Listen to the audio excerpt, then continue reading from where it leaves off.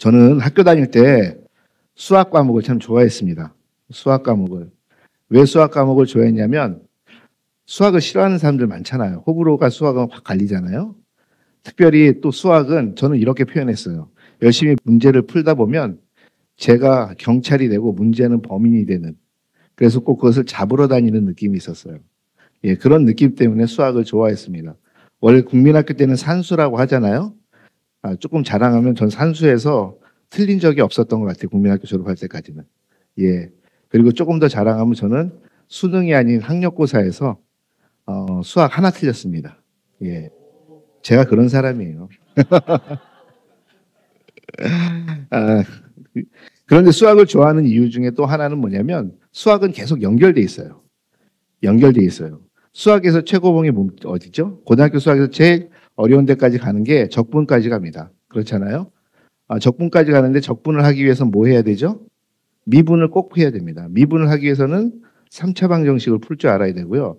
3차 방정식을 하려면 2차 방정식, 2차 방정식을 하려면 1차 방정식. 그렇죠? 그렇기 때문에 중학교 때부터 1차 방정식부터 배워가는 이 차곡차곡의 수학이 쌓이지 않으면 어느 날 갑자기 나는 미분적분만 하고 끝내야지 불가능한 이야기거든요. 다시 말하면 기본기, 본질이 굉장히 잘 되어 있어야지만 수학은 그 미적분까지 갈 수 있어요. 저희 아이들은 안타깝게도 수학을 별로 좋아하지 않습니다. 엄마 닮은 것 같아요. 예. 왜냐면 엄마는 수학을 별로 좋아합니다. 예, 별로 좋아합니다. 저는 많이 좋아하고. 그렇지만 그 아이들은 수학을 좋아하진 않지만 저는 그 수학을 좋아하는 이유가 바로 여기에 있어요. 뭐든지 기본기 아니면 본질에 충실할 때만이 그 부분에서 무엇인가를 할 수 있다라고 저는 생각을 합니다. 그리고 또 한 가지, 본질에 충실하다는 것은 내가 살아가고 있는 방향에서 그 방향성을 잃지 않게 해줘요.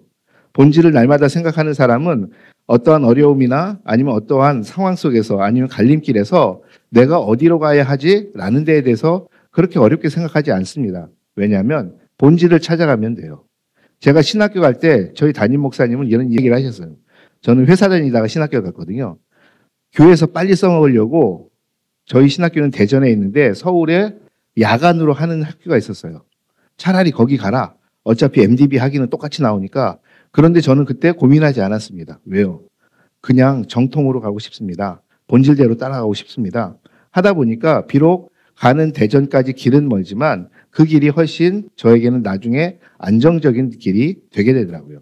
이것처럼 본질을 알고 있는 사람들은, 그리고 본질을 늘 따라가며 추구하는 사람들은 삶의 어려움이 오든지 아니면 삶에서 어떠한 문제가 부딪혀도 그렇게 고민하지 않게 됩니다. 왜냐하면 지금까지 그 본질에 충실하게 살아왔기 때문에 그 삶이라는 문제에서도 그 문제를 충분히 풀 수 있는 이미 힘이 배양되어 가고 있었다라고 생각하기 때문에 그래요. 본질을 찾아가지 않았던 사람들, 아니면 본질보다는 항상 어떠한 방식을 찾았던 사람들, 어떠한 조금 더 짧은 길을 찾았던 사람들은 어려운 길을 만나게 되면 또 짧은 길을 찾기 위해서 본질을 생각하지 않다 보니까 그것을 문제를 해결할 수 있는 능력이 그렇게 뛰어나지 못합니다. 그것이 배양되어 있지 않다면 30이 넘고 40이 넘고 50이 넘어도 그 사람은 아마도 그 문제가 닥칠 때마다 당황하고 힘들어질 것이라고 생각합니다.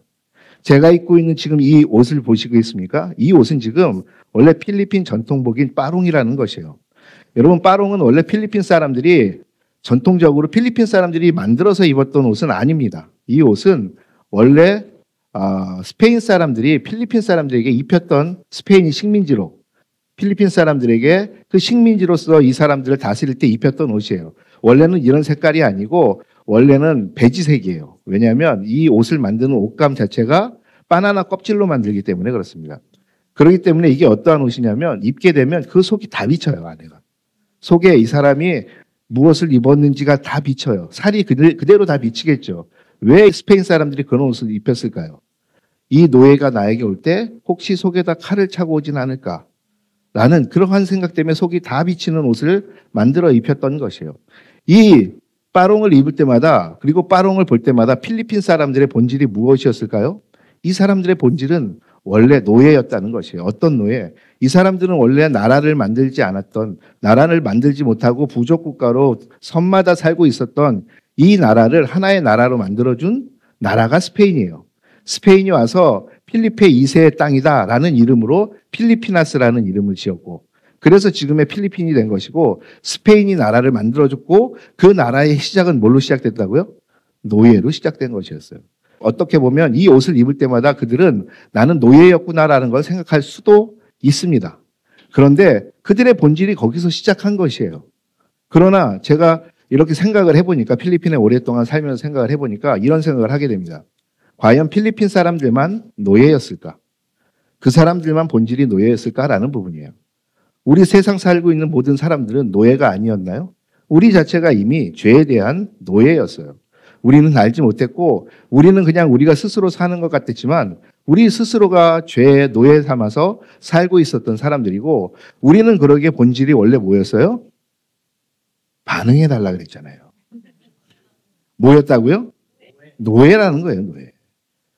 아무리 좋은 옷을 입고 있고, 아무리 좋은 차를 타고 있고, 아무리 그 사람이 돈이 많고, 아무리 권력이 있는 사람이라도 하나님 보시기에 그 사람의 본질은 뭐예요? 노예예요, 노예.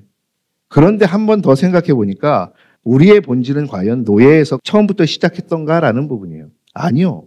우리는 원래 왕 같은 존재로 시작했어요. 하나님이 태초에 천지를 만드시고 세상 가운데 인간을 만드셨을 때, 그 인간을 만드실 때 하나님이 목적을 하나 두셨어요. 인간을 만드시는 목적. 그 목적이 창세기 1장 26절에 정확하게 나옵니다. 뭐라고 나오냐면, 내가 사람을 만들어 이 사람들로 하여금 그 하나님께서 만드신 모든 세상의 모든 창조물들을 다스리게 하자라는 것이었어요. 인간을 만드신 목적은 다스림에 있습니다. 다시 말하면 다스리는 건 누가 다스립니까? 노예가 다스릴 수 없어요. 다스리는 거는 왕이 다스리는 거예요. 다시 말하면 하나님은 우리를 왕 같은 존재로, 이미 왕이신 하나님이 우리를 왕 같은 존재로 그의 숨결을 불어넣으시고 그의 형상을 주시며 우리를 그렇게 만드셨다는 거예요. 그런데 우리가 스스로 어떻게 되기를 원했어요? 노예되기를 원했죠. 그리고 왕이었던 것은 싸그리 잊어버리고, 우리가 왕 같은 존재였던 것도 다 잊어버리고, 우리는 그저 노예의 신분으로 살아가는 그러한 사람이 아니었을까라는 것입니다. 여기서 한 가지 우리는 의문을 가질 수 있습니다. 왜 그렇다면 하나님은 우리 인간을 만들어서 다스리는 존재로 우리를 하나님은 불러주셨을까라는 것이에요. 하나님이 다스리면 되는데, 하나님이 만드신 세상을 하나님이 갖고 가시면 되는데, 왜 인간에게 그 다스림의 권한을 하나님이 위임해 주시는가라는 것이에요. 하나님의 형상이라는 것은 중근동에 가면 무엇이냐면 다스림의 위임으로 대부분 봅니다. 고대 근동에서는 그 신의 형상을 가진 자는 무엇이냐면 신을 대리하여 세상을 치리하는 자로 이야기해요. 다시 말하면 우리가 잘 아는 것처럼 이집트의 파라오는 뭐예요? 라라는 신의 그 아들이잖아요. 다시 말하면 태양신의 그 대리인으로서, 아들로서 태양신을 대신해서 그 백성을 다스릴 수 있는 권한을 거기서 위임받는 것이에요. 그것은 이집트뿐만이 아니라 고대 중근동의 모든 나라들이 그랬습니다. 그런 것처럼 바로 하나님의 형상을 주셨다는 것은 무엇을 이야기하냐면 그 형상 속에 담긴 하나님의 그 권한을 우리에게 위임해 주셨다는 것이에요. 그렇다면 왜 하나님은 위임해 주셨을까라는 부분이에요. 그것은 하나님의 세상을 다스리라고 이야기하는 겁니다. 근데 하나님의 세상을 다스리라고 정복하라고 이야기했더니 우리는 마음껏 그것을 내 마음대로 내 소유처럼 정복하고 다스렸어요. 하나님이 인간을 다스리시고 하나님이 세상을 다스릴 때 하나님은 그것을 빼앗고 착취하고 나중에 그것이 못 살게 구는 그러한 다스림을 하나님이 하실까요? 아니요. 하나님은 그렇게 하지 않으세요. 이 사람이 아니면 이 세계가, 이 자연이 더욱더 풍성하게 하시는 분이 하나님이라는 것이에요. 다시 말하면 하나님의 다스림은 어디에 있냐면 더 풍성케 하며 풍성케 해서 더 복되게 하는 것에 있다는 것이에요. 그럼 우리 인간이 하나님의 형상을 가지고 그 다스린다는 것은 무엇이냐면 세상을 더 이롭게 하며 세상을 더 풍성케 하며 세상을 더 복되게 만들어주는 게 우리가 다스리는 목적에 있다는 것이에요. 다시 말하면 하나님이 하시는 그 하나님의 모든 일들, 하나님이 원래 하셨어야 되는 하나님의 그 모든 행동들, 이런 것들을 인간이 대신 세상 가운데 드러내며 살라고 우리를 만드신 거예요. 그러니까 세상의 모든 창조물들은 우리 인간을 보면 어떻게 해야 되냐면 하나님이 저렇게 하시는 거구나. 세상에 내 옆에 있는 사람이 나를 보면 어떻게 되냐면 아 하나님이 저렇게 하시나 보다 라는 그러한 하나님의 동상과도 같은 그러한 존재로 살아가게끔 우리를 만드셨다라는 것이요. 하나님이 세상 가운데 하시는 모든 그분을 나타내기 위해서 하시는 행동을 선교학적으로 무엇이라고 이야기하느냐? 이것을 선교라고 이야기합니다. 선교. 다시 말하면 선교는 다른 것이 아니라 바로 하나님이 세상 가운데 그분을 드러내시기 위해서 하나님이 하시는 모든 일들이 선교라는 것이에요. 하나님이 세상에 물이 없어서 비를 내리시면 그 비 내리는 것도 뭐예요? 선교예요. 하나님이 메말라가는 땅에 물을 내리시고 또한 하나님께서 죽어가는 동물들을 가꾸시며 하나님께서 세상 가운데 모든 만물이 서로 조화롭게 살아가도록 하시는 모든 일들 이것을 우리는 선교라고 이야기한다고. 그 선교를 누가 대신하기를 원하신다고요? 하나님께서 인간이 대신해달라고 인간을 창조하신 거예요. 그러니까 우리는 창조의 근원 속에서 본질은 무엇이냐? 세상 가운데 선교하며 살아가는 사람으로 살아라 라고 이야기하며 하나님은 우리를 지으신 거라는 것이에요. 그러니까 우리의 본질은 어디에 있어요? 어디에 있어요? 아, 역시 선교사라 선교 얘기만 하는구나 라고 이야기 지금 생각하시죠. 그런데 그거 아십니까? 교회마다 항상 부흥하려고 여러 가지 트렌드와 무브먼트가 운동들이 일어나요. 그렇죠? 근데 요즘에 지금도 아직까지도 계속되고 있는 교회 운동은 무엇이죠? 많은 선교적 교회가 됩시다라고 이야기하잖아요. 이 선교적 교회는 해외에 선교 많이 하고 선교사 많이 파송합시다. 어떻게 보면 이렇게 들을 수 있겠지만 그 이야기가 아니에요. 어찌 보면 교회의 본질 찾기 운동이에요. 우리 교회는 무엇 때문에 만들어졌는가? 우리 교회는 하나님이 왜 만드셨는가? 다시 말하면 우리 인간은 하나님이 왜 만드셨는가? 라는 본질에서 그것은 다른 것이 아니라 우리 인간을 통해서 세상 가운데 하나님이 행하시는 모든 일들을 하라. 교회는 그 일들을 하라. 세상에 복되게 하라. 세상에 하나님을 드러내라. 하나님을 보여줘라. 하나님의 방식이 무엇인지 보여줘라. 하나님의 방식으로 사는 사람들이 어떻게 복받는지를 너희가 보여줘라. 라고 부르신 존재들이 교회라는 것이에요. 다시 말하면 선교적 교회의 이야기는 그냥 선교 많이 합시다. 선교 많이 하기 위해서 선교 헌금합시다. 이 이야기하는 것이 아니에요. 당신이 세상 가운데 어떠한 존재로 살아가야 되는지 왜 우리 교회가 우리 웨이크업 교회가 지금 여기에 서 있는지 이 이야기를 다시 본질적으로 나눠보자. 라고 일어난 운동이 선교적 운동이라는 것이에요. 그 선교적 운동으로 바로 우리가 이 자리에 앉아 있는 거고 하나님께서 당신을 보이라고 우리를 이 땅 가운데 보내셔 지금 이 가운데 우리가 예배드리고 있는 것이에요. 어떠한 사람들? 하나님께서 나를 선교적으로 부르셨습니다. 하나님께서 그를 드러내라고 나를 부르신 것을 내가 믿습니다. 라는 사람들이 모여서 하나님 앞에 찬양 드리는 지금 이 시간 그 공동체가 웨이크업 교회라는 것이에요. 그러니까 선교는 어디서 일어나야 될까요? 선교는 저가 사는 필리핀 민다나오 땅에서 이루어져야 할까요? 선교는 1차적으로 어디서 일어나야 할까요? 선교는 바로 지금 이 자리에서부터 시작돼야 되는 것입니다.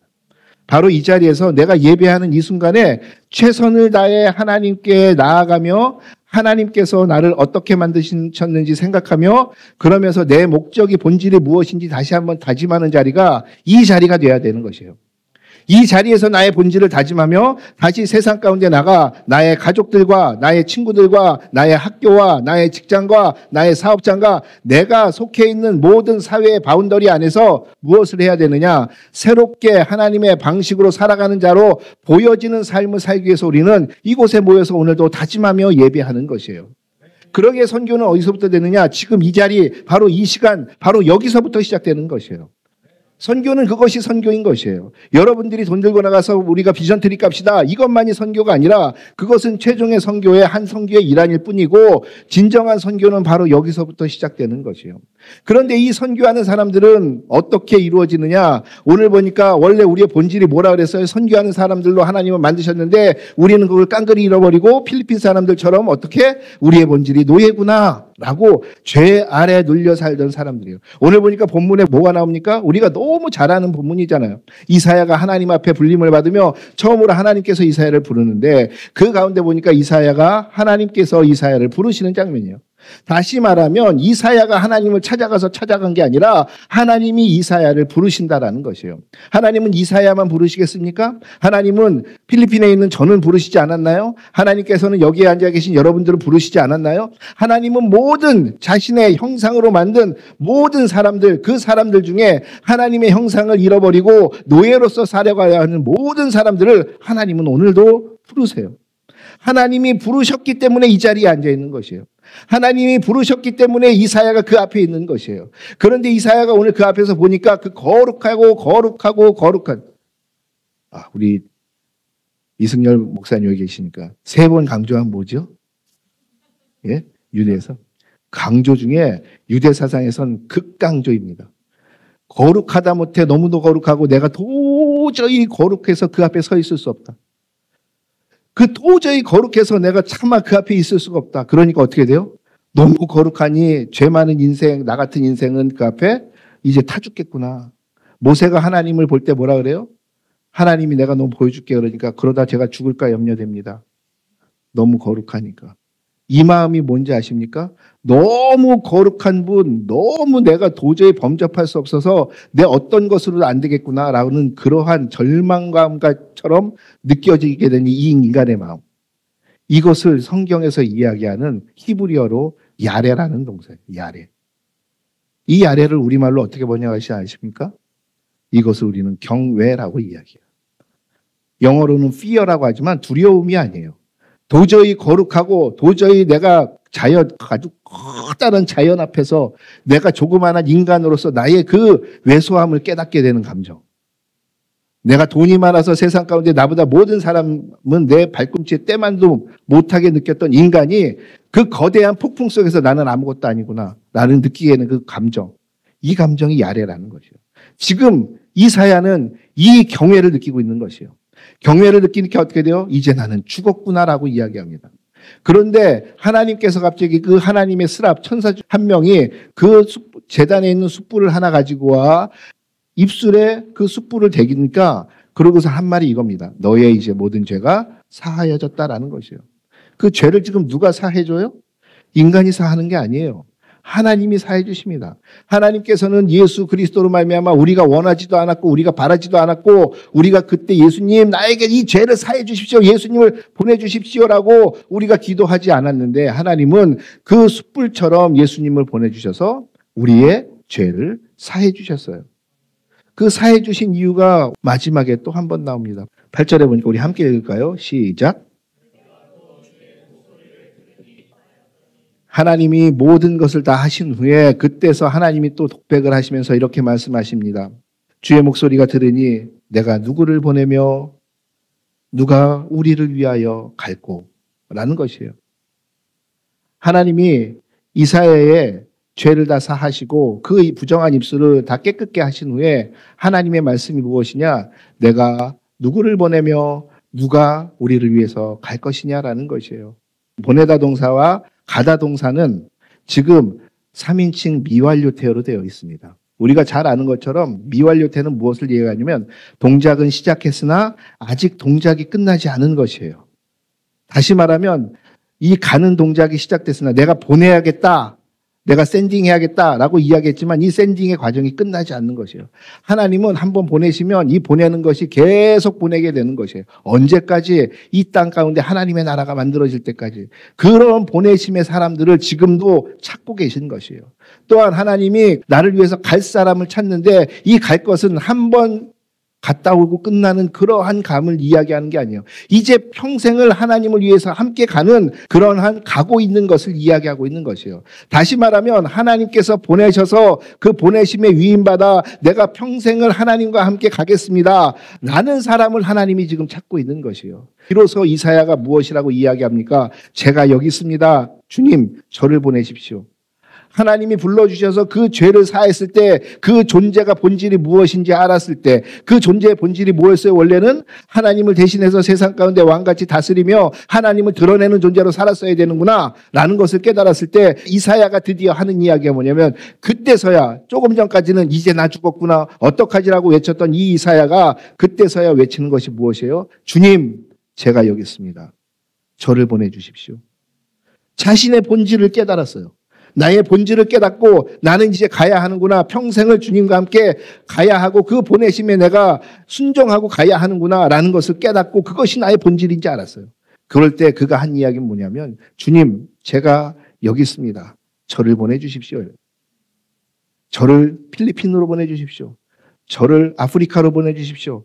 저를 영국과 아니면 유럽으로 보내주십시오. 저를 이런 것이 아니에요. 주님 저를 세상 가운데 보내주십시오예요. 주님, 저를 세상 가운데 주님의 선교사로 보내주십시오예요. 주님, 저를 세상 가운데 주님의 그리스도인으로 보내주십시오예요. 주님, 제가 세상 가운데 주님의 사람으로 살아갈 수 있는 사람으로 저를 보내주십시오예요. 이 사람들이 바로 선교사인 것이에요. 그러니까 그리스도인들은 모두가 선교사인 것이에요. 모두가 선교사이며 모두가 사명을 위임받은 사람이며 모두가 하나님과 함께 가야 하는 사람들이 그리스도인입니다. 여러분 이 주일에 오후 2시가 넘어 지금 이 시간에 편안히 집에서 쉬어야 하는 시간에 왜 여기에 지금 나오십니까? 혹시 종교심 때문에 오늘 안 나오고 나면 일주일간 왠지 찜찜할 것 같고 그런 마음 때문에 나오십니까? 아니요. 다짐하러 나오는 거예요. 다짐하러. 어떠한 다짐? 주님, 일주일간을 제가 주님의 동상처럼 세상이 바라보는데 주님을 보이며 살아가지 못한 부분이 있는 것 같습니다. 저 죄 많은 인생입니다. 저 아직도 안 됩니다. 그러나 힘 주십시오. 주님, 저를 이끌어 주십시오. 제가 이 사명 감당하고 싶습니다. 주님이 부르신 목적대로 살아가고 싶습니다. 주님, 그러기에 저에게 힘을 주시고 다시 한번 다짐하오니 주님, 저를 주님의 동상처럼 주님의 형상처럼 살아갈 수 있도록 힘을 주십시오. 그것 때문에 여기 나와 계신 거 아닌가요? 그것 때문에 여기가 나와 계신 거 아닌가요? 여기에 왜 나와 계십니까? 우리는 그런 존재예요. 우리의 본질을 잊지 마십시오. 우리의 본질이 세상 사람들이 볼 때는 미련해 보일 수 있어요. 왜? 아니 저 미련한 것들 주일날 쉬지 아니면 들로산으로 나가지 뭐더러 저기에 아이고 저 미련한 것들 저거 진짜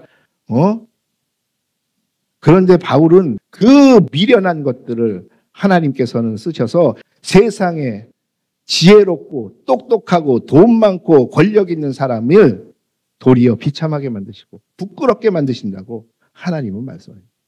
세상은 미련하다 말할지 모르지만 하나님은 우리가 미련한 것이 아니라 그 본질을 찾는 우리들에게 내가 너와 함께 하리라 라고 말씀하십니다. 선교는 저 같은 선교사라고 이름 붙은 사람만 하는 것이 아닙니다. 선교는 어디서부터 시작한다고요? 바로 지금 이 시간, 바로 지금 이 자리, 바로 여기서부터 시작되는 게 선교예요. 그 선교를 위해서 우리는 여기에 지금 모여 있는 것이에요. 그리고 우리는 이 순간 이 문을 나가서 밖으로 나가는 순간 나의 가정과 나의 사회와 나의 학교와 나의 믿지 않는 가족들과 모든 내가 만나는 사람들에게서 나는 선교사로서 하나님을 보이는 사람으로 살아가야 하는 것이에요. 그러한 저와 여러분 되기를 주의 이름으로 축원하겠습니다. 우리의 본질대로 살아가며 그 본질에 맞게 살아가는 저와 여러분 되기를 주의 이름으로 축원하겠습니다. 마지막으로 이 말씀만 듣고 맺겠습니다. 제가 몇 살처럼 보이시나요?